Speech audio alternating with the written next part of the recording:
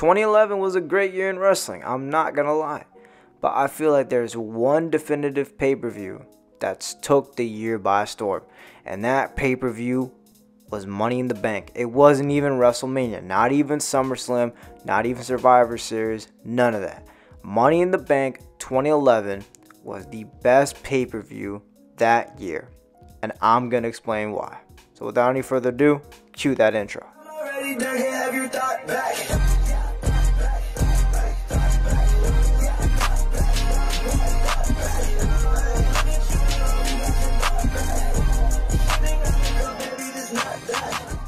Now, before I get into my discussion, this is no order at all. This is just how I perceive it. So without any further ado, here we go. I'm going to talk about Mark Henry versus The Big Show to start off. This match, like what I'm going to say, another thing, all these matches had a purpose to them. They all fueled some type of storyline. So with the Mark Henry thing, this was the start off to his whole Hall of Pain storyline where he just went ballistic. He went apeshit. This man went up against The Big Show. I thought it was going to be a closer matchup, but then Mark Henry just whooped shit. And then the World's Strongest Slam, then he puts a chair on his foot and then breaks that bitch. And then he puts Big Show out of competition for a while. And then Mark Henry goes on his whole spiel. Then he has that match with Orton at Night of Champions, gets the dub. He becomes a World Heavyweight Champion after being with the company for like longer than I've ever existed. Jesus fucking Christ. But going back to what I'm saying before, this Money in the Bank match was the start of the rivalry. This was the start of the storyline. So Mark Henry doing this, winning this match at this pay-per-view was fueling the fire within him. This match, without a shadow of a doubt, helped him go wild. So with this first thing being said, this match had some impact. It had a reason for being here. And it was an overall good match. So, number one, I got to give Money in the Bank to. I got to give it with Mark Henry versus The Big Show. These two kind of go hand in hand, so I want to talk about these two at the same time. Del Rio and Daniel Bryan winning their brand respective Money in the Bank ladder matches. With Daniel Bryan, this kickstarted his career because he was already seen as like this mid-carder type of superstar with the U.S. title run. But we didn't really take him on his higher pedestal. And this is what the Money in the Bank briefcase is supposed to do. Typically, when you win this briefcase, your career is supposed to skyrocket. You're supposed to become the world champion, and you're supposed to be getting the respect like Edge, Punk, and numerous others. I mean, unless your name is Damien Sandow or John Cena, this is supposed to help you, and you're supposed to win. Which Daniel Bryan ended up doing. A few months later, he ended up cashing in while, like I previously stated, the whole Mark Henry Hall of Pain shit was going down. He ends up cashing in against Henry and The Big Show. They end up having their match at TLC in that big-ass chairs match. Big Show finally wins the World Heavyweight Championship, and then Mark Henry has to ruin that shit. DDTs him on all the chairs. And then this man, Daniel Bryan, swoops in for the win and becomes the World Heavyweight Champion for the first time in his career, which jump-started his career, and he went up to become one of the biggest superstars we've seen to date. And then we go on to Alberto Del Rio on his side. He tried to cash in on the main event of Money in the Bank the same day he won it. But that didn't turn out well for him, which once again was he was still a part of the main event though. I want you guys to like really think about that. He was still in the main event. He still contributed to the main event. It was unsuccessful, but regardless, he still ended up getting it back in blood anyway. He ended up cashing it in at SummerSlam, literally dead ass the next pay-per-view when they did the whole WWE unification match, and he stole it from him with the help of Kevin Nash, not tearing his quads. And he ends up becoming the WWE champion, interfering with Punk's Summer of Punk storyline. So both of these men, they with them winning the Money in the Bank briefcase, they interrupted storylines and ended up making it for themselves and ended up becoming big stars in the process. I mean, these two elevated their careers in ways we did not think they would. Del Rio became the WWE champion, and then Daniel Bryan became the World Heavyweight champion, and they both went on to have good singles careers in their runs. So this is another thing. We saw two superstars in the making of making it big. Alright, now we're getting to the big championship matches, man. The first one I'm going to talk about may not be a fan favorite, but it holds a special place in my heart. I'm not going to lie. Well, to give context to this match, this is Christian versus Randy Orton. I'm trying to remember, was this the 4th time they faced at this point? Okay, so that was the SmackDown right after Christian won. I don't know the order, I just remember the match. There was Over the Limit, Capital Punishment. Yeah, so this would have been the 3rd or 4th match. Okay, there we go. So, Christian Dead had won the championship at Extreme Rules, finally after winning it for like 10. Like, think about this shit. And within this year alone, we saw Christian finally win the World Heavyweight Championship, and we saw Mark Henry finally win the World Heavyweight Championship later on down the line. Because after Christian had lost it at SummerSlam back to Orton, Orton ended up losing that bitch to Mark Henry at Night of Champions a few months after the fact. So, well, that's past the point, but I'm just giving you guys a little bit of a context. So, in this instance with Christian versus Orton, the stipulation was, because what happened at Capital Punishment was Christian had lost to referee bullshit because his foot was underneath the rope. And the thing was, it was either if Orton gets disqualified or there's bad officiating, Christian will win the World Heavyweight Championship. And what had happened was that there was a pretty decent match, but then Christian was playing the lame-ass heel role, where he was trying to get him to hit him with a steel chair, just him like knock at him, and then near the end they have the spit to the face, and then he low blows him, kicks him in the balls, and he finally wins the World Heavyweight Championship. Even though that's a lame-ass way to end it and become the champion, like, this was fueling the storyline. Like I'm telling you guys, every single match had a purpose, whether it was building a storyline or like fueling the fire of a storyline that was already being made. This was 3 to 4 matches in the making. They had an incredible match at Over the Limit. They had another good match at Capital Punishment. Like, these were good matches. And this one was the way to semi-cap it off. Christian wins the World Heavyweight Championship, and then Randy goes on this ballistic rampage where he RKOs him through the table. The second you hear on the fucking out, the second you hear Tony Chimmel say, "Here's your winner and the new World Heavyweight Champion, Christian," this man Randy just went off the wall crazy, like it's some Vans type shit. RKOs him, just whooping this shit. And then they had their thriller ending to the rivalry at SummerSlam, where Triple H was like, all right, no holds barred, none of that. And, oh my God, man. When Christian finally re-won the World Heavyweight Championship after going through one more match. Yeah, that was crazy, man. That was beyond me, bro. Beyond me. Long story short, though, this match has some purpose to it. This match actually fueled some flames, and I thought it was a pretty decent match. Not fantastic, but it was pretty good. Can't even cap. And without a doubt, the best main event of a pay-per-view from 2011. Big Match John versus Chicago-made Punk for the WWE Championship. July 17th, 2011 marks as the one of the craziest days in WWE history.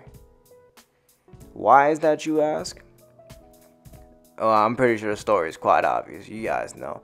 CM Punk's contract was about to come to an end, and if he won this match, he was leaving the WWE with the WWE Championship.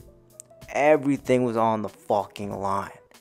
Vince McMahon's legacy, Vince McMahon's company, Cena's legacy, Punk's, like, everything was on the fucking line. If Cena lost, he was going to get fired. If Punk won, he was going to take the championship and walk away with it. When I tell you, I remember watching this shit live. I was 12 years old. I had begged my dad to buy this pay-per-view, and my dad somehow did it. I had to give him $20 to watch this shit, but we ended up watching it. My dad was the biggest Cena fan, and I was a big Cena fan too, because I I was young and I didn't really like agree. I didn't really agree with the storylines. I was like, heroes win, do, fruity pebbles make a wish, rap-a-doo. I was into all that shit. But the hate that Cena got going into this match was beyond crazy. Because when Punk first made his entrance, this was in Chicago, Illinois, his home state. He has home field advantage. The second you hear the theme song from Killswitch Engage, the crowd is overthrowing the track. Everyone is going ballistic. Everyone is going fucking stupid on this shit, man. I promise you, everyone and their mom, like Chicago was going hard for this man Punk. Everyone was on the side of this shit, bro. This was literally ECW's one night stand, but just off of a perky, bro. Any match that Cena goes into as the opposing threat, everyone is booing him. Everyone is disrespecting him. He's getting the biggest boos out of everyone. So Cena, we already knew without a doubt he was going to get the hate. So Punk finished up his entrance. He's sitting down, just waiting for Cena to come. Just a half of a second of rap-a-doo-doo-doo-doo-doo. The boos from the crowd is just enormously loud. I can't. It's something to say it and describe it, but you have to watch it for yourself. If YouTube would allow me to play these clips, I would. But YouTube is a bitch when it comes to copyright claims, so I cannot do it. However, I am gonna leave them in the description so you guys can watch these. Oh, like you guys have to rewatch this shit. Anyway, so that's the context of what was on the line. And this is potentially one of the craziest endings to a pay-per-view. So Cena's got Punk in the STF, right? He's got him in there. He's gonna make him tap. Vince McMahon and John Laurinaitis coming through. They're trying to do a Montreal Screwjob type beat to this shit and try to make him tap so he could just win it and keep the title. But then he lets go, gets out, wails on Laurinaitis, and he goes up to Vince McMahon. He's like, listen, a real man's gonna win this fight. I'm gonna win this my way, the right way. This man walks back into the ring, gets in, walks into a GTS, and fucking loses 1, 2, 3. And just like that, Cena was fired. Vince McMahon's legacy was in danger, and the whole crowd was going. I'm telling you, I can't describe how crazy the crowd was going. I'm gonna leave that in the link too. Like, it's just beyond insane. Like, everyone's going ballistic. Vince McMahon is just losing his shit. John Laurinaitis is on the fucking ground. Cena's on the ground in fucking pain and shock and awe.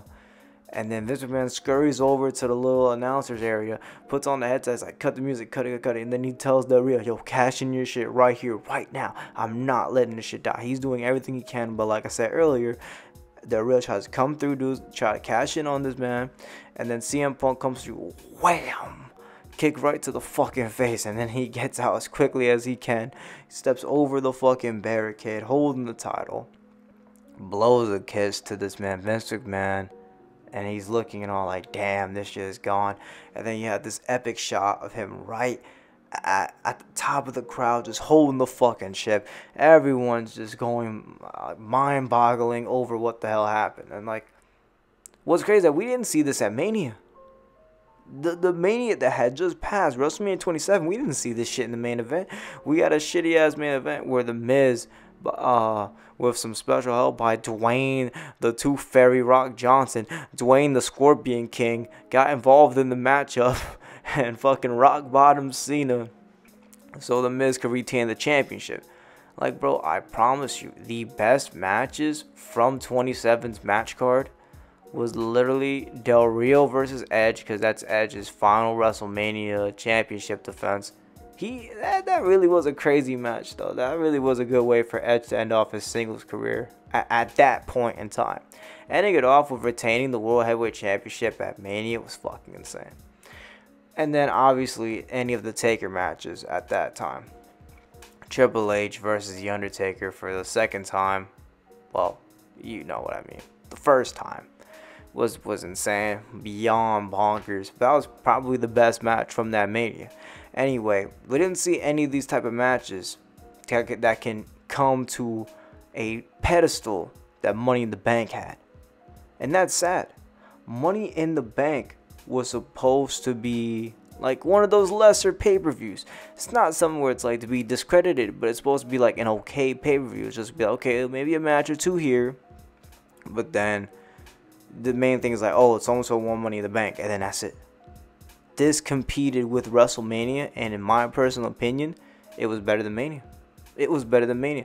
This was better than the SummerSlam afterwards, because I don't know, this whole thing of Cena coming back and then stealing the championship from Rey Mysterio, and then Punk coming back like a week and some change later, it just wasn't right. It just didn't feel right. It just didn't look right. I don't know what to say, man. It just didn't make any sense. In conclusion, every single match, or the main important ones, they all served a purpose, and they all either furthered a storyline or started a storyline. Like in the instance of Mark Henry, he started one. Everyone else, in the instance of Henry, Bryan, and Del Rio, they all started storylines. And then everyone else, the championship matches, they all furthered theirs. So all these matches were lit. All these matches were, and this is the only pay-per-view where Dave Meltzer gave it a perfect 10 out of 10. And for those who don't know, Dave Meltzer is one of the biggest wrestling critics of all time. So if he gives you a 10 out of 10 match, if he gives you a 10 out of 10 pay-per-view, trust me, you are that guy. Or whatever match you put up, whatever pay-per-view you have put in, you're fire. Like you're lit. Like you're Himothy, you're Hemi Butler, you're Hemi Neutron, you're Hemi John. Shout out Heyman, shout out Lesnar. Like you're just that guy. So that's why I think that Money in the Bank was the best, because you look at, like I said, you look at SummerSlam, you look at all these other ones, you look at WrestleMania, they don't really have the matches where you're just like, damn, man, what the fuck? Like, do you really want to say at WrestleMania 27, do you really want to look at me in the face and tell me that Cena versus The Miz was the best way to go out? You really want to tell me that Orton versus CMPunk was lit? Punk was lit a few months later after the fact. But prior to the fact, he was cool. He was okay. But it wasn't really like main event status. And that's what he did. He went out and created his own opportunity. So this is why I think that Money in the Bank was the greatest pay-per-view of 2011. Even better than WrestleMania. That's my 2 cents though. Let me know what y'all think in the comments down below. Let me know if y'all enjoyed this first ever WWE video. I'm just experimenting with new shit. I just want to just try some stuff out. If you guys made it all the way through to the end of the video, comment down below. CM Punk is that guy. And with all that being said, it's NLH. Never lose hope. And I'm going to see all y'all in the next video. Peace. Gang. Yo, hey, they told me never lose hope. Hey, they told me never sell my soul. Hey, I'm about to roll another blunt just to cope. Niggas talking all that shit till they frontal load. Yeah, I got the